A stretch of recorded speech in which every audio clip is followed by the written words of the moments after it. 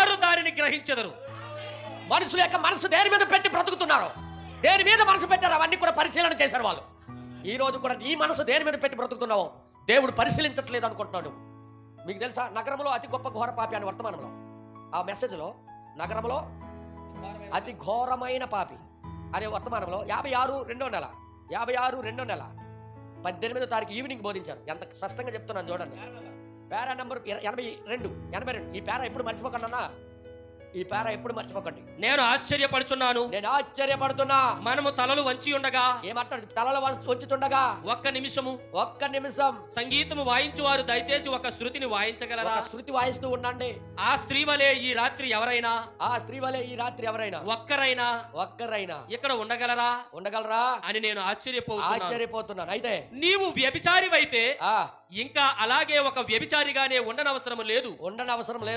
వ్యభిచారం అనగా కేవలం లైంగిక సంబంధమే కాదు గాని, వ్యభిచారం అనేది కేవలం లైంగిక సంబంధమైనదే కాదు గాని, నీవు నీ సమయాన్ని వృధా పరుచుట ద్వారా, నీ సమయాన్ని వృధా పరచడం బట్టి కూడా, నీ విశ్వాసము ద్వారా ఏదో ఒక వర్గమునకు చెందిన వారితో చేరుట ద్వారా లేదా పాతబడి చల్లారిపోయిన జీవము లేని సంఘములో చేరటం బట్టి దాని ద్వారా కూడా నీవు ఒక వ్యభిచారి వగుదువు.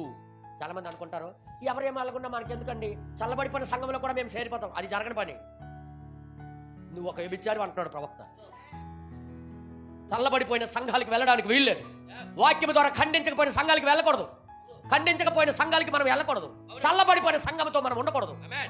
అది కూడా వ్యభిచారం అని వర్తమానం చెప్తుంది. ఎవరైతే వాక్యం కోసం దాహం కలిగి ఉన్నారో, వాక్యంతో జీవించాలనుకుంటున్నారో, పరిపూర్ణ చిత్తము నెరవేర్చాలని రాత్రింపగలు ప్రయాసపడుతున్నారో, వారితో సహవాసం చేసిన దేవుడు ఏమన్నాడు? చల్లబడిపోయిన సంఘానికి వెళ్తే అది నువ్వు వ్యభిచారమే అని అంటున్నాడు.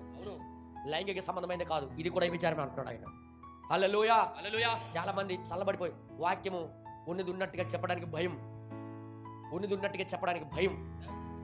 వెళ్ళిపోతారేటో అని భయం, వదిలేస్తారేటో భయం, కానుకలు దశభాగాలు రావేటో అని భయం. ఇలాంటి సంఘాలకి నువ్వు వెళ్ళినా నువ్వు వ్యభిచారివే. నేను చెప్పలేదు, వర్తమానం చెప్పింది. దానికి సమాధానం చెప్పు. నాకు చెప్పక్కర్లే, వర్తమానానికి సమాధానం చెప్పు. దేవుడు నా మనకి మహిమ కలుగును గాక. అందుకే మనం ఎక్కడికి వెళ్ళాలి, ఎలాంటి మాటలు వినాలి, ఏది మంచిదో, ఏది ఖ్యాతి కలిగిందో, ఏది రమ్యమైందో, ఏది సత్యమైనదో, ఏది పవిత్రమైనదో గురి పెట్టండి అంటున్నాడు ఆయన. ఏది పడితే అది ఏ సంఘానికంటే ఆ సంఘానికి వెళ్ళిపోవడానికి వీల్లేదు బ్రదర్. చల్లబడిపోయిన సంఘంలో నువ్వు ఉండకూడదు బ్రదర్. నేను అనలేదు, బ్రదర్ బెనం గారు వర్తమానం చెప్తున్నది. హల్లెలూయా.